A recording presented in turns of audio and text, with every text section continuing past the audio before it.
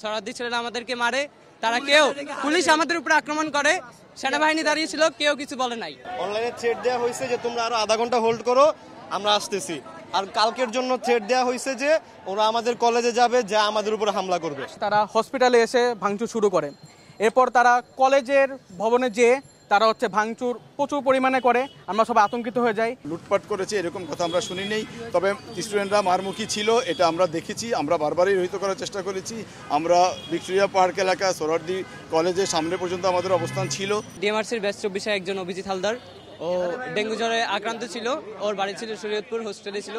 তারপরে ওকে এখানে আনা হয় ডেঙ্গু রোগী চিকিৎসার জন্য। তারপর ডাক্তার ওর হঠাৎ খিঁচুনি উঠে, তারপর ডাক্তাররা ওর পা বেডের সাথে বেঁধে রাখে। তারপর ওর ফ্যামিলিকে কল দিয়ে বলে আপনার ছেলে মাদকাসক্ত, কিন্তু এমনটা খুব ভদ্র একটা ছেলে ছিল। তারপরে সে তখনই মারা যায় ভয় আতঙ্কে। তারপরে এই দাবিতে আমরা যখন গত বুধবার আসি এখানে, তো সেখানে হাসপাতাল জগন্নাথ বিশ্ববিদ্যালয়ের ছাত্রদলের শিপু একজন নেতা ছিল, তাকে টাকা খাওয়ায়। শিপু একটা গুজব ছড়াই দেয় যে আমরা ডিএমআরসি ছেলেরা নাকি শরণার্থী এবং কমিউনিটির ছেলেদের উপর আক্রমণ করেছি। তারপর তারা এসে 10,000 টাকা আমাদেরকে দে ক্ষতিপূরণ হিসেবে। একটা মানুষের মূল্য কিভাবে 10,000 টাকা হয়। তারপর ওই দিন বুধবার এখানে পুলিশও ছিল, সেনাবাহিনীও ছিল। শরণার্থী ছেলেরা আমাদেরকে মারে, তারা কেউ পুলিশ আমাদের উপর আক্রমণ করে, সেনাবাহিনী দাঁড়িয়েছিল, কেউ কিছু বলে নাই। হাসপাতাল কর্তৃপক্ষ থেকে আমাদের উস্কাই দিয়ে আমাদের উপর হামলা করাইছে। পরে আমরা বৃহস্পতিবার যখন শান্তিপূর্ণে আসতেছিলাম, তখন আমাদের উপরে পিকআপে কয়েকজন পোলাপান ছিল, আমিও ছিলাম।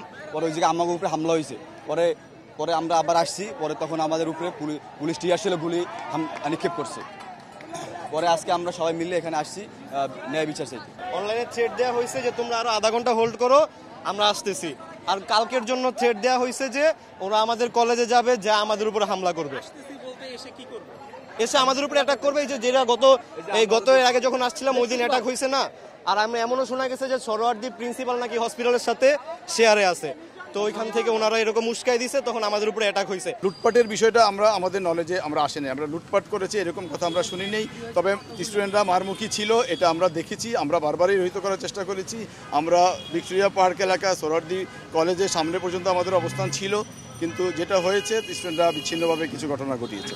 এই অভিযোগটা স্টুডেন্টরা বারবারই করে আসছে। আজকেও আপনাদের কাছে হয়তো বা করেছে বা করে থাকতে পারে, কিন্তু পুলিশের যেই ভূমিকা ছিল, পুলিশের অবস্থান ছিল, পুলিশ বারবারই চেষ্টা করেছে শান্তিপূর্ণভাবে এটাকে সমাধান করার জন্য, আলোচনার মাধ্যমে সমাধান করার জন্য।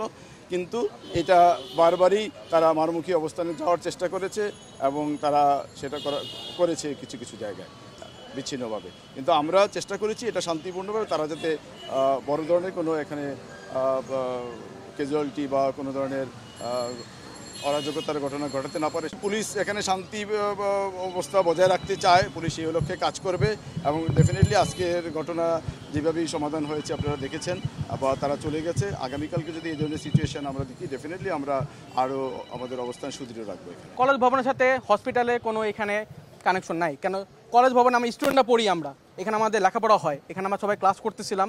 আজকে সাধারণ দিনের মতো আমরাও আজকে নর্মালভাবে ক্লাস করতে আসছি, সবাই আমরা ক্লাসে ছিলাম। ক্লাসে থাকা অবস্থা হঠাৎ করে আমরা 11টার দিকে দেখি হট্টগোল শুরু হয়ে গেল। এখানে তারা প্রথমত আমরা যতদূর জানতে পেরেছি যে তারা হসপিটালে এসে ভাঙচুর শুরু করে, এরপর তারা কলেজের ভবনে যেয়ে তারা ভাঙচুর প্রচুর পরিমাণে করে। আমরা সবাই আতঙ্কিত হয়ে যাই। ঢাকা ন্যাশনাল মেডিকেল কলেজে ফরেনার স্টুডেন্টরা অনেক পড়ে, যারা বিদেশ থেকে আসে, ইন্ডিয়া, পাকিস্তান, অনেক থেকে কাশ্মীর, অনেকে আছে এখানে। আমরাও পড়াশোনা করি। আমাদের এখানে গার্লস হোস্টেল আছে, বয়েজ হোস্টেল আছে। তারা এখানে হামলা চালায়। তারা এখানে শুনেছি তারা হসপিটালে নাকি অনেক লুটপাটও করে। কিন্তু আমরাও তো স্টুডেন্ট, তারাও স্টুডেন্ট, ঠিক আছে? কিন্তু তাদের কাছে এটা আমি আশা করি না। তারা যদি কোনো কথাবার্তা থাকে, কর্তৃপক্ষের কথাবার্তা বলুক, সুন্দরভাবে আলোচনার মাধ্যমে কথাবার্তা শেষ করুক। তারা মারমুখীভাবে আজকে যা করলো এটা আমাদের সাথে, আমার স্টুডেন্ট হিসেবে আমার নিজেকে লজ্জিত লাগতেছে তাদের এই কর্মকাণ্ড দেখে। সত্যি কথা ভাই, তাদের এই কর্মকাণ্ড দেখে আমার নিজে স্টুডেন্ট হিসেবে লজ্জিত লাগতেছে। তারা আরেক স্টুডেন্ট একটা শিক্ষা প্রতিষ্ঠানে তারা ভাঙচুর করে লুটপাট করে। কেন? স্টুডেন্ট তো আমরা এর শিক্ষা আমরা পাই না, এই শিক্ষা তাদেরকে দেওয়া হয়নি। তারা এই ভাঙচুর করে গেল, লুটপাট করলো। এই দায়ভার আজকে হসপিটালে যত রোগী ছিল সব রোগী বের করে দিচ্ছে, যারা চিকিৎসাধীন ছিল, আইসিইউতে ছিল, ওয়ার্ডে ছিল, সবাইকে বের করে দিচ্ছে। এই যে যারা আজকে চিকিৎসা অবস্থা ছিল, যাদেরকে বের করে দেওয়া হয়েছে, তারা যদি আজকে কিছু হয় এই দায়ভার কে নিবে? তারা কি দায়ভারটা নিবে? তারা কেউ তো দায়ভারটা নিবে না। এটা কর্তৃপক্ষই তো আমাদের উপরে সব দায়ভারটা আসবে। আর আমার স্টুডেন্ট হিসেবে আমার খুবই লজ্জিত লাগতেছে তাদের কর্মকাণ্ডে, আর আমরা খুবই আতঙ্কিত।